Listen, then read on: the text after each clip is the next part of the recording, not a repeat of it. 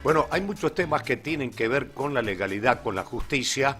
Por tal motivo, hemos invitado al presidente del Foro de Abogados de San Juan, el abogado Marcelo Arancibia. Ayer lo invitábamos y hemos también en las redes sociales invitando a la gente a que nos sintonice. Doctor Arancibia, ¿cómo le va? Buenas tardes, bienvenido. Buenas tardes, Oscar. Como siempre, un gusto compartir con usted la siesta sanjuanina. Bueno, hay novedades. En el Foro de Abogados terminaron de devolverle el dinero que presuntamente habría gastado indebidamente el presidente saliente. Bueno, luego de la asamblea extraordinaria que se llevó a cabo el 23 de noviembre, donde se aprobó el balance corregido y observado por el Consejo Profesional de Ciencia Económica, la asamblea fue notificada que, bueno, el directorio iba a abrir un expediente de investigación interna, cosa que ha ocurrido la primera semana de diciembre, y estamos en este momento, bueno, haciendo lo que vendría a denominarse el capítulo de cargo para correrle traslado a aquellos colegas que estuvieron en la conducción del Foro de Abogados en la gestión anterior, para que hagan formalmente su descargo, más allá de la presentación espontánea, donde habrían devuelto el capital que se les reclama. Pero bueno, ahora hay que analizar algunas cuestiones que derivan de esos pagos, como son los intereses, las comisiones que nos han cobrado los bancos, donde se han hecho estos depósitos, etcétera.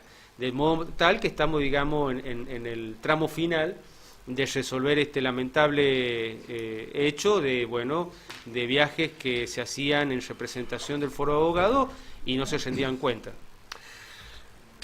Hay algo que le quiero preguntar también. Usted fue uno de los denunciantes de la causa ART, que se contrató por el gobierno anterior y se pagó una suma en esa época de más de 3.000 millones de pesos.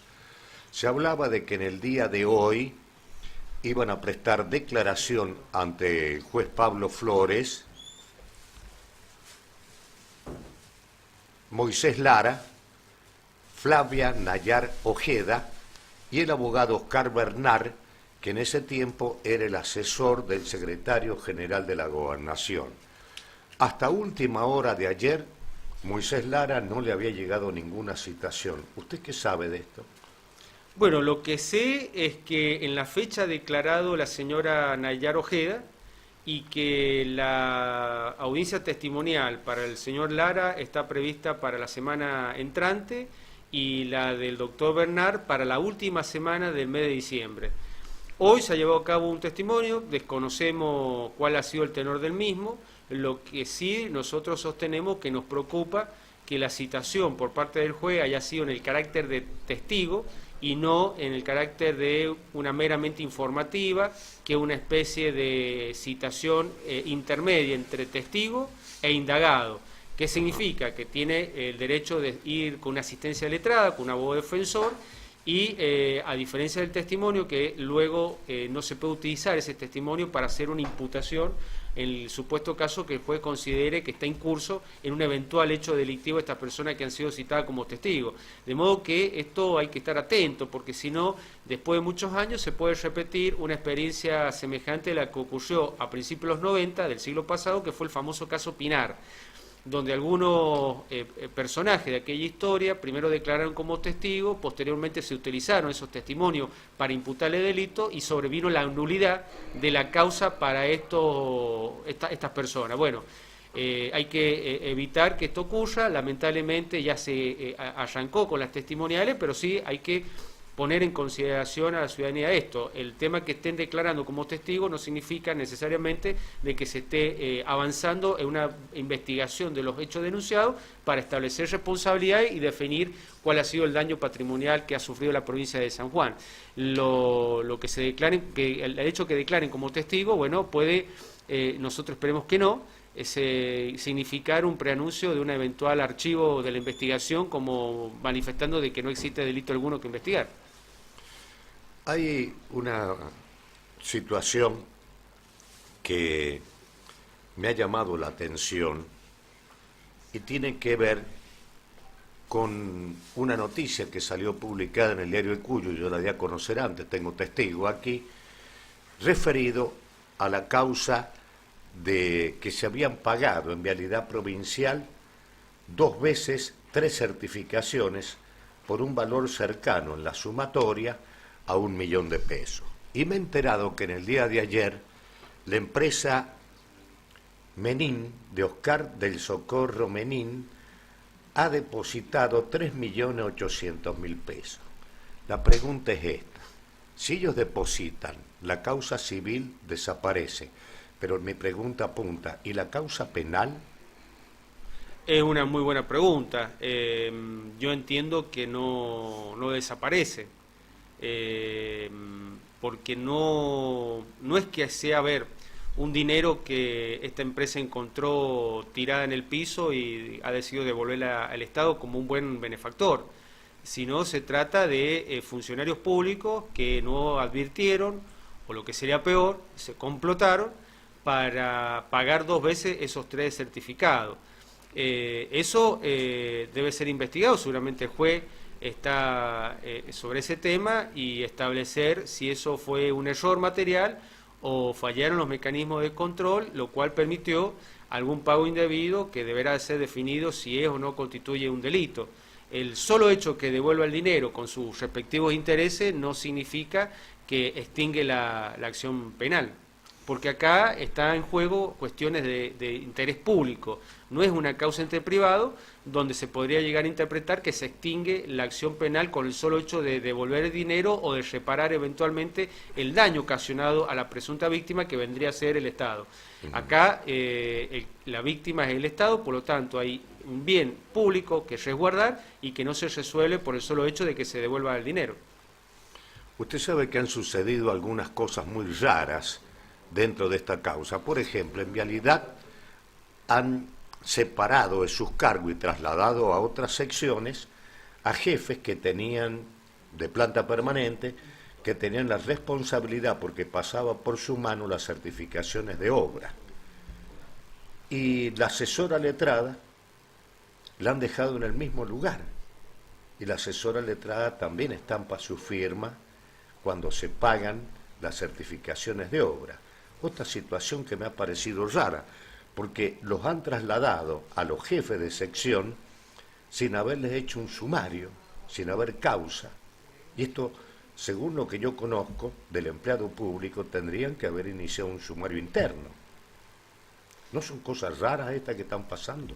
Sí, yo supongo que a nivel Ministerio de Infraestructura, donde depende de Vialidad Provincial, se va a disponer de un sumario administrativo, independientemente de la investigación penal, y se van a establecer o se van a delindar responsabilidades respecto al personal que intervenía en los pagos de estos certificados. No se olvide de que toda persona goza del principio de inocencia, por lo tanto, en materia penal habrá que ver lo que resuelva el juez. Seguramente cuando decida procesar o sobreseer a estas personas se comienza a establecer ese principio de inocencia, o bien revertirla y establecer ya responsabilidades penales. En el área administrativa, el Ministerio seguramente debe tomar algún tipo de decisión a los fines de separar o no preventivamente a las personas que han estado en esos cargos. Si en este supuesto no se ha hecho, debemos entender de que hay algún fundamento fáctico, jurídico, para no hacerlo. También el gobernador de la provincia, anteayer, lo hicieron acompañar con su firma un convenio que ha firmado el ministro de Relaciones Exteriores y Culto de la Nación Nuestra con el ministro chileno, para que de Chile le den las autorizaciones correspondientes a la empresa depositaria de la escombrera, con la premura del caso, porque el día 15 tienen que empezar a levantar la escombrera, a trasladarla a Chile. Entonces yo me preguntaba, ¿y Chile le dio permiso a esta empresa para que depositara ahí, si Argentina no le dio permiso? Bueno, primero decir que comienza a darse una solución en los términos que nosotros habíamos planteado con Diego Seguí, en el sentido de que fundamentalmente este era un conflicto diplomático entre las dos naciones, Argentina y Chile, y que debiera ser resuelto de esa manera para resolver lo que es hoy una emergencia, sacar esa mega escombrera del territorio nacional que está ya ha afectado seriamente la cuestión ambiental. Luego, bueno, en cuanto a esto de que ahora el gobierno de Chile da los permisos, no se olvide que siempre la defensa de la empresa chilena era sostener que estaba la creencia que se estaba cumpliendo la construcción de esa mega escombrera en los términos de la autorización del gobierno chileno, pero que en realidad había una intrusión al territorio argentino y se habían depositado estos desechos en manera incorrecta y que habían generado daño serio a gran parte de la cuestión ambiental de la zona del Cerro Amarillo. Esto no excluye ni explica de que las responsabilidades penales se sigan investigando en el juzgado federal del doctor Rago Gallo, tanto a las empresas, la chilena y la concesionaria de Pachón, y nosotros también entendemos que se debería investigar el actuar, el obrar de los funcionarios sanjuaninos que debieron asegurarse de que no se construyera una mega escombrera desde Chile hacia Argentina, ni siquiera desde el lado argentino. Y en esto, bueno, van a tener que darse serias explicaciones de por qué la Policía Minera e Hidráulica, que son los que tienen el control territorial en esa zona donde se construyó la escombrera, ¿por qué no lo advirtieron si esto llevó 5 años su construcción? Así como le es posible una imputación a los empresarios de la empresa Glencore, Strata, Cooper, antes, por no haber puesto en conocimiento de las autoridades argentinas de la construcción de esta escombrera, bueno, también habría que preguntarse si no tenía esa obligación el gobierno de San Juan a través de Hidráulica y a través de la Policía Minera, y si lo hizo, ¿por qué no lo advirtió a tiempo ante al gobierno nacional y al gobierno provincial?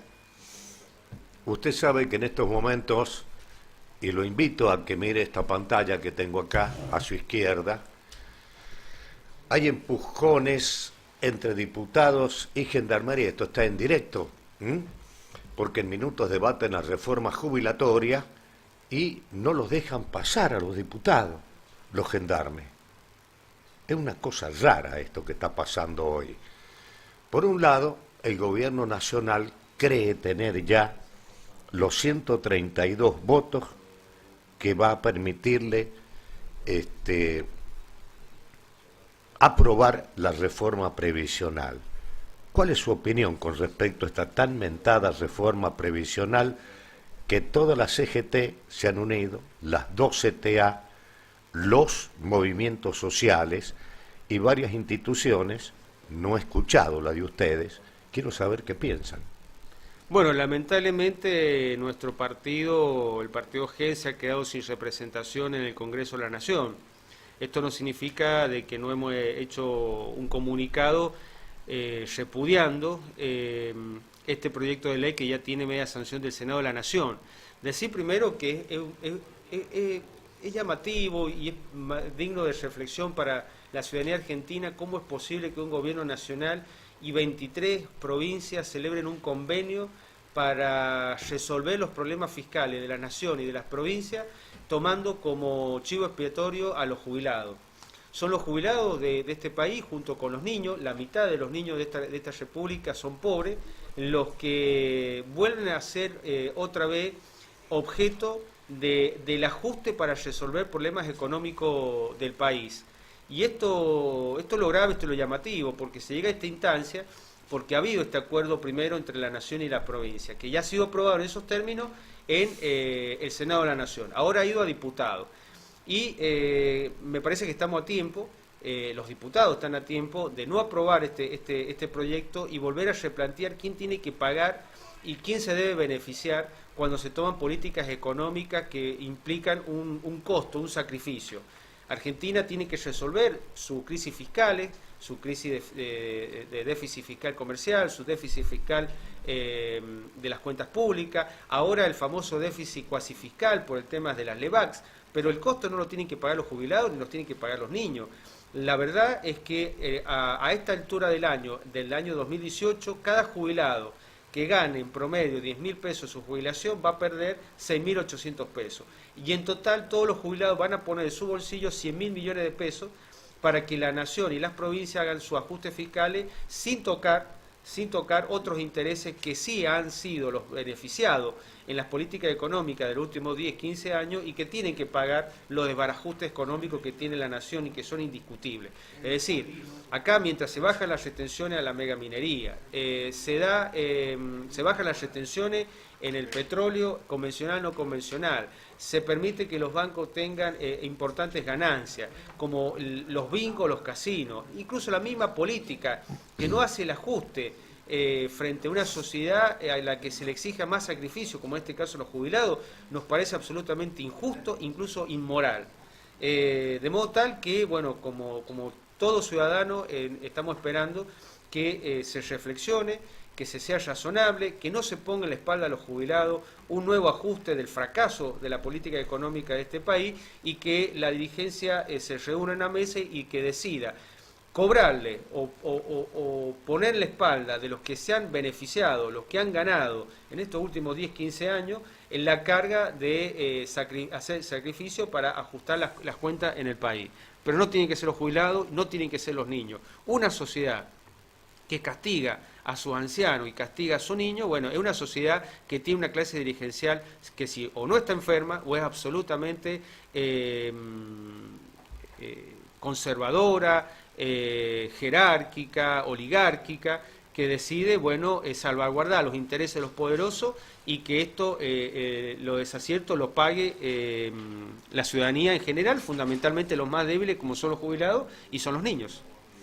Usted sabe que hay en WhatsApp de Equidad Remuneracional Argentina un mensaje que nos está llegando a muchos, que dice que con el 3% del padrón, artículo 39, Constitución Nacional, iniciamos una ley para bajar el sueldo a los legisladores, senadores y diputados. Dice adherir, pasarla. Yo me niego a adherirme y a pasarla, porque creo que esa ley debe ser producto de quienes nos representan, según la Constitución. No sé si estoy equivocado. Sí, no se olvide que en los últimos 15 años la masa de empleos públicos nacionales, provinciales y municipales se ha incrementado en más de 3 millones de personas. Esto lo digo porque quienes defienden estos ajustes que deben pagar o quieren hacerle pagar a los jubilados manifiestan de que se han incrementado en 4 millones la cantidad de jubilados sin aporte que ha asumido el ANSES. Y hago esta comparación porque gran parte de esos 3 millones de nuevos empleos públicos es parte del staff político, nacional, provincial y municipal, y que toca a todas las fuerzas políticas que tengan representación en los distintos ámbitos estatales del país. Y es la política la que tiene que reflexionar la manera en que ejerce el poder, o ejerce la política. La política es muy cara, no solamente es cara por los costos que implica financiar una campaña electoral, que en Argentina son largas, tenemos primaria, tenemos general, a veces hay segunda vuelta, sino toda la parafernalia que se arma alrededor del ejercicio de la política entre elección y elección, y que es llenar el Estado de cargos públicos innecesarios, fundamentalmente de la dirigencia partidaria o de la familia. Y esto implica, y está muy vinculado a algo que nosotros del Foro de Abogados siempre cuestionamos, que es el acomodo.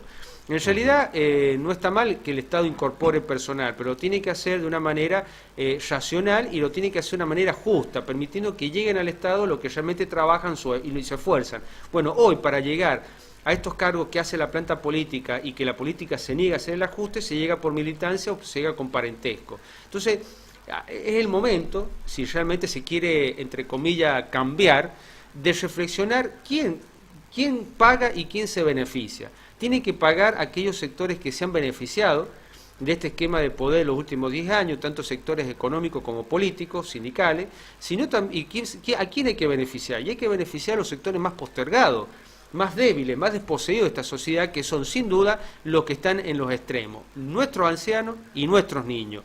No se puede seguir manteniendo la situación económica en beneficio de los bancos, de las extractivas, de las petroleras, de los bingos, de la clase política, y que lo paguen los jubilados y los niños. Me parece grave, un disparate, y en este sentido tenemos una dualidad, una desconexión entre la política y la sociedad muy grande.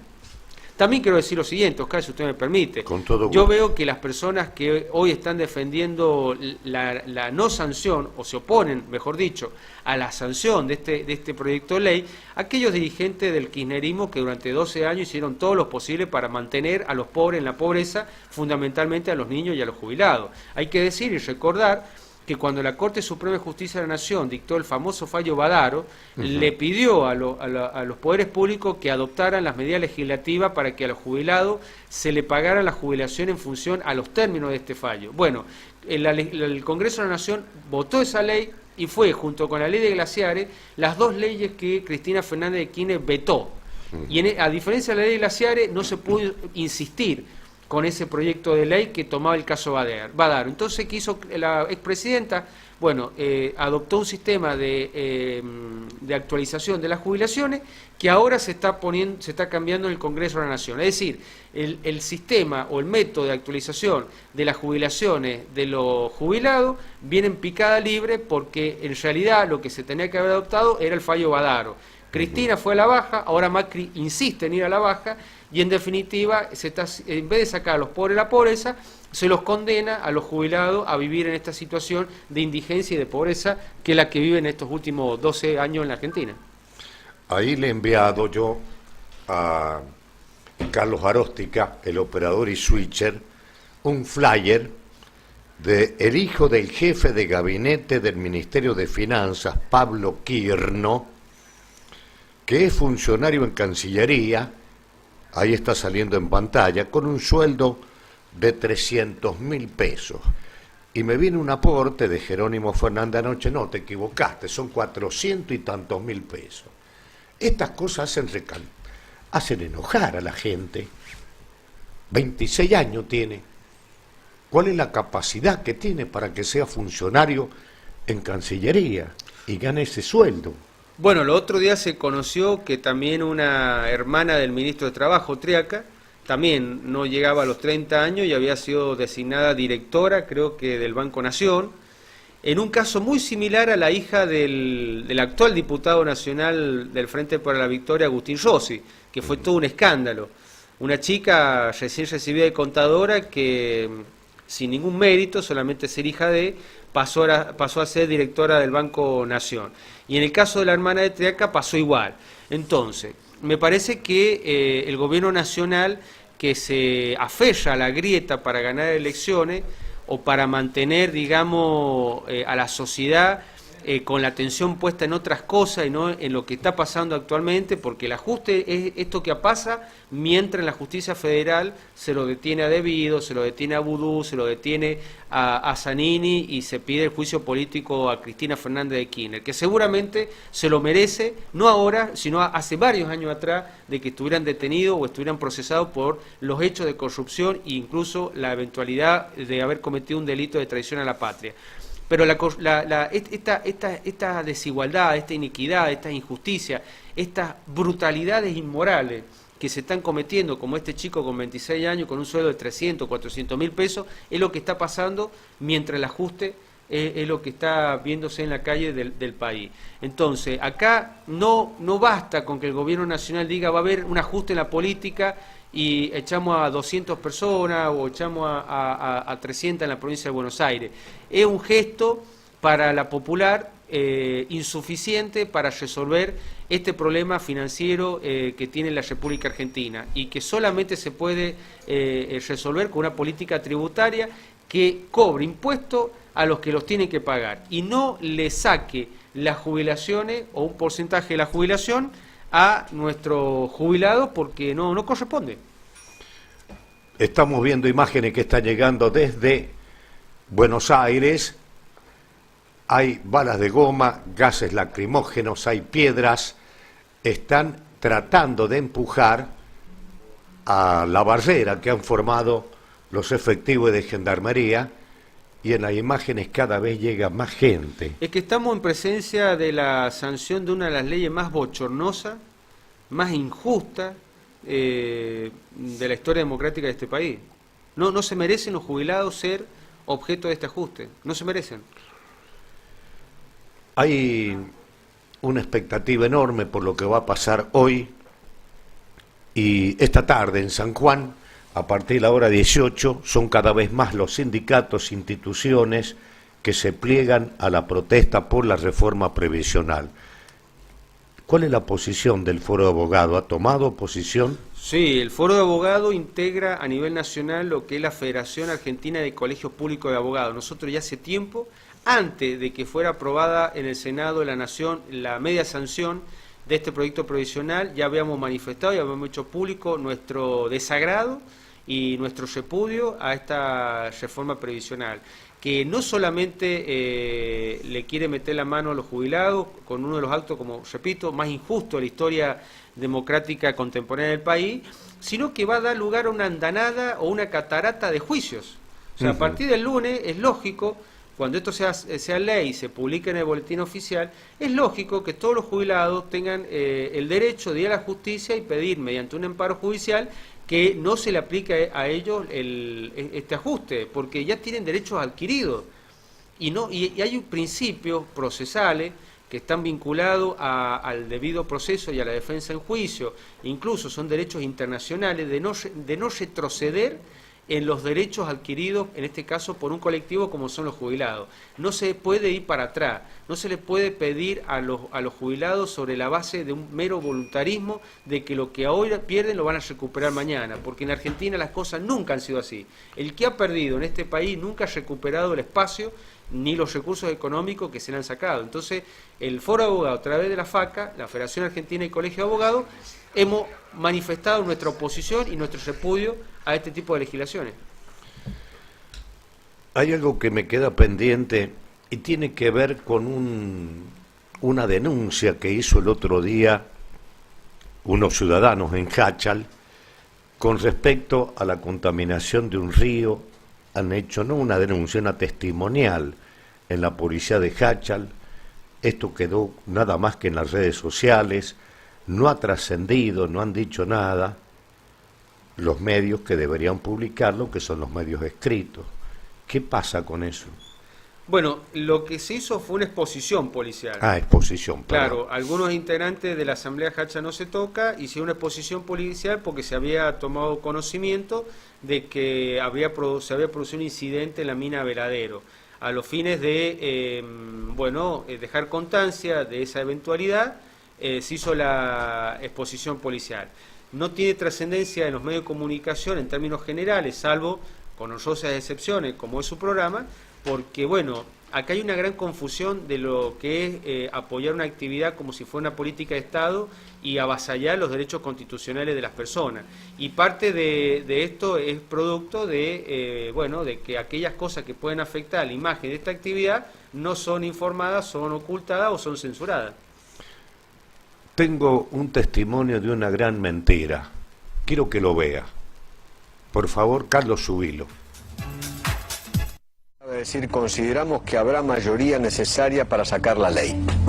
Mañana se va a debatir, porque se decidió durante esta mañana que en vez de debatirse el miércoles que viene, se va a debatir mañana. Hay mucho apuro en el gobierno por sacar la ley previsional.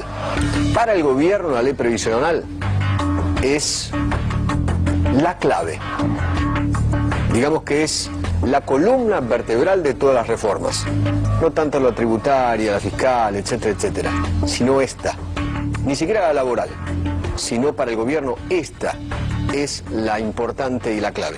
Hasta donde sé, el propio presidente, él mismo en persona, ha llamado y se ha reunido con gobernadores en privado para tratar de convencerlos para que le digan a sus diputados: señores, hay que aprobar esta ley. Hay algunos gobernadores que han dicho que sí, hay otros gobernadores que han dicho que no. Hay muchos gobernadores que han dicho, peronistas, en realidad hablo de los gobernadores peronistas: usted me prometió esto, señor presidente, y no me lo cumplió. Entonces, ¿por qué yo voy a apoyar con mis diputados esta ley? Algunos también están diciendo que la ley de reforma previsional en realidad no es una reforma previsional completa, sino que lo único que se está reformando, lo único que se está cambiando es la famosa fórmula de cálculo para los aumentos de las jubilaciones. No es una reforma previsional completa, no es que cambia todo el sistema previsional, no se trata de eso. Después les vamos a mostrar, porque lo encontramos en campaña, el propio presidente Macri prometió el 82% móvil a los jubilados. Hicieron una pregunta en noviembre, principio de noviembre del 2015, recién había asumido como presidente de la República, lo había ido a visitar a Gerardo Morales en Jujuy. Un periodista le dice, mire, Massa promete el 82% móvil, que va a ir por eso. ¿Usted qué va a hacer? Bueno, nosotros también. Ni 82% móvil, es más, le van a sacar plata a los jubilados. Y muchos dicen, y lo charlábamos antes con Paulo, que esto se podría haber evitado si solamente, porque hay un capricho del gobierno muy grande, ¿no? Que la ley sea retroactiva. Claro, exactamente. Es el empalme. Exactamente. El empalme. Porque la mayoría sostiene que el sistema actual es inviable. O sea, se produce bajo emisión, pagás o tomando deuda. Y en definitiva, vos al jubilado, si generás emisión, generás inflación. Lo que le das de un otro, se lo sacás del otro. Pero acá hay un trimestre que es ese famoso empalme. Exactamente. Que es la diferencia sustancial y que marcan economistas y que marcan muchos políticos que tienen tinte económico. Martín Lustó, por ejemplo, hoy, fuera del gobierno y fuera de la oposición, dice, con un equipo económico me costó interpretar el sentido de esta reforma, porque hubo 8 reformas en los últimos 25 años, pero ese trimestre, que es el empalme de pasar de un sistema al otro, es el que produce un bache. Por eso muchos dicen una compensación, un bono o algo por el estilo, ¿no? Mire, Mauricio Macri prometía esto sobre el 82% móvil. Encontramos justamente ese preciso momento cuando el presidente le prometía a los jubilados el 82% móvil. San Salvador de Jujuy. Quería consultarle, en las elecciones generales el candidato presidencial más votado en la provincia de Jujuy fue Sergio Massa, cuya propuesta más emblemática, si se quiere, es la del 82% móvil para los jubilados. En un gobierno suyo, ¿esto es una posibilidad concreta?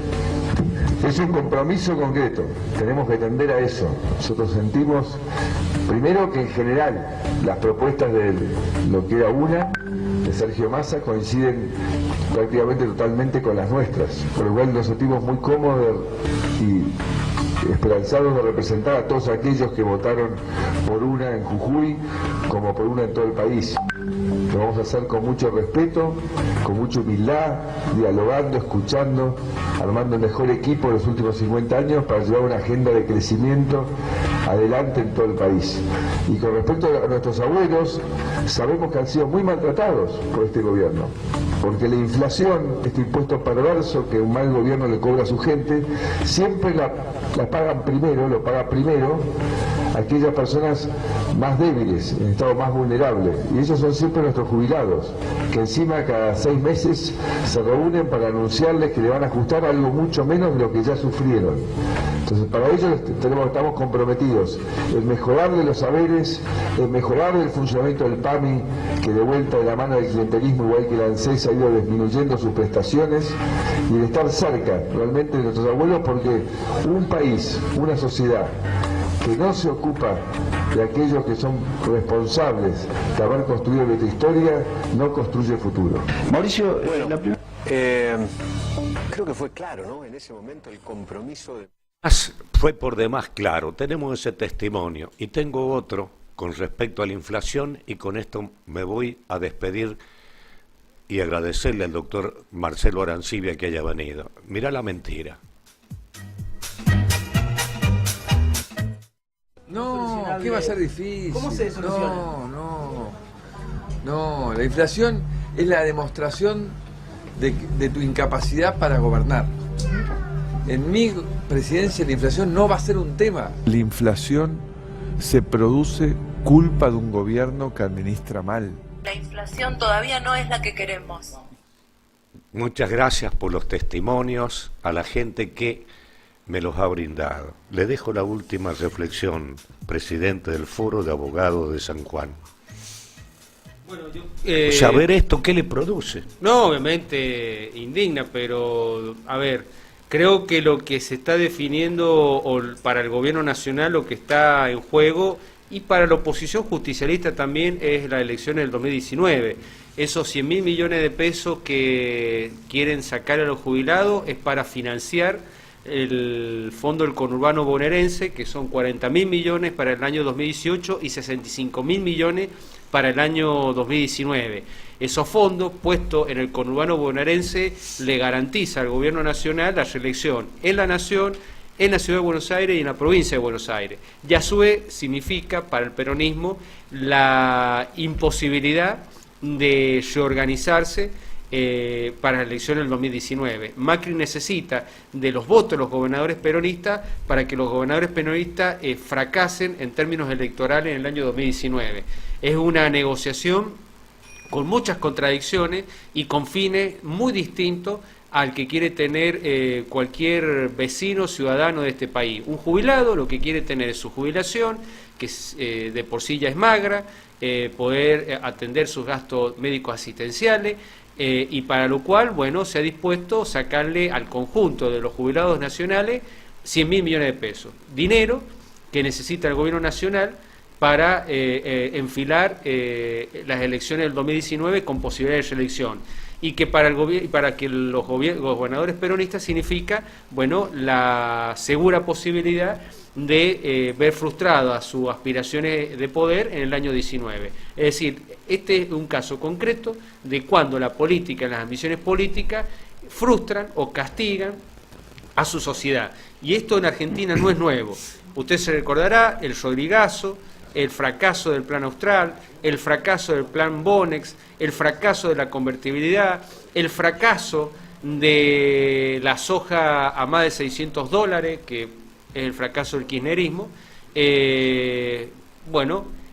Cómo los gobiernos de este país castigan a su sociedad para tratar de resolver o asegurar una situación de poder. Argentina tiene que cambiar en otros términos, que es de mentalidad, es hacia valores democráticos, solidarios, y no lo que tiene hoy, que es una puja de poder en vista del 2019. Y lo que se ha decidido es que esa campaña la paguen los jubilados y no que la paguen los sectores concentrados económicos que en los últimos 10, 15, 20 años se han visto beneficiados. Bancos, mineras, petroleras, los bingos, los casinos, la política.